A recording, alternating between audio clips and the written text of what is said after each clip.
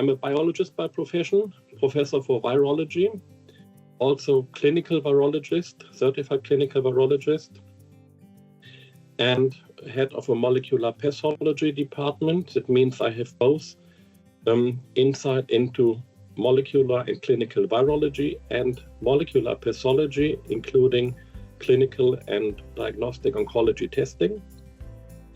So a little bit more extended in pure virology. My major research is on newly discovered viruses, mainly respiratory viruses, with a major focus, meanwhile, on human Boga virus.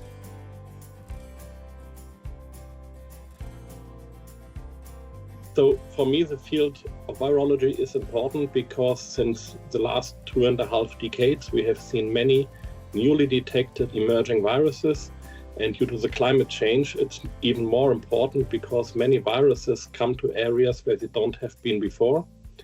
And due to virus discovery methods and interaction between human beings and animals, we have seen many viruses coming also as zoonoses to the human population. So it's a field where we still see new viruses and new infections, and so it's a medical relevant field.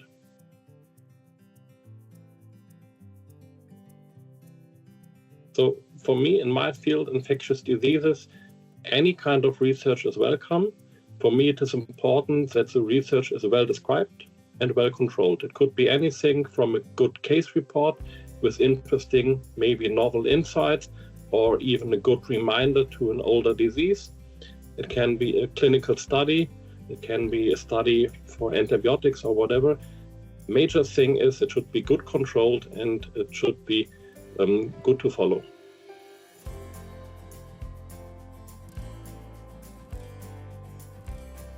So as a journal has the name medicine, it should be anything that is relevant to the field of medicine in general, especially human medicine. And for sure, it is important that the methodology in principle and in total of the study is sound. That also means that some errors and mistakes have to be avoided.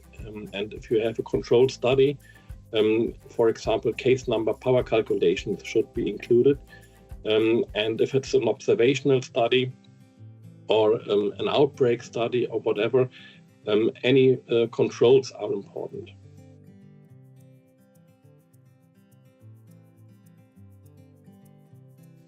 So for me, it's important that if you read the manuscript main text, the text alone should be clear, and any figure plus the figure legend or table plus the table legend has to be clear itself. So it's a kind of redundancy that is normal and that should be.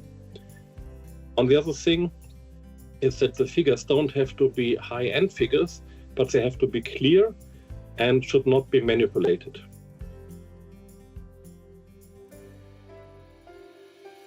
I'm not quite sure if I really get 5 top tips, but I think for me the most important thing is a clear, structured and concise abstract that tells me what the study is going to show. The second thing is that the introduction should not be too long.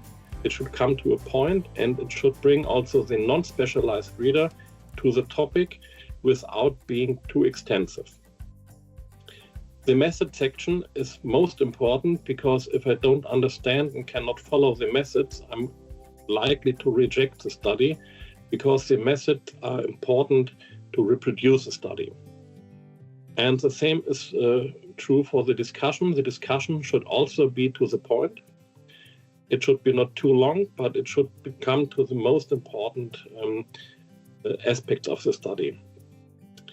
And another thing that is also important for me is that the main text itself is readable without seeing the figures and the tables, and vice versa.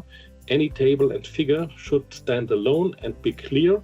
It does not have to be a high-end figure, but the figure needs to be understandable together with the figure legend, and the same appears also for the tables.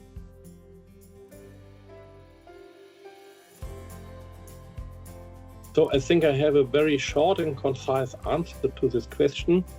For me, it's important that we have a very well-established and excellent publisher. It's a serious publisher, not a predatory one. And we have an open access journal with a very good peer review system. So we have done and all do our best that we have serious and well-controlled science in the journal.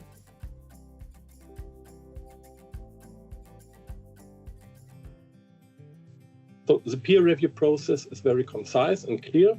So every paper is reviewed by at least 2 independent peer reviewers that don't have any conflict of interest with the authors or with the study. We have section editors that even control if any issues arise. Sometimes also a second editor comes and steps in to be sure that absolutely neutral and serious peer review is performed.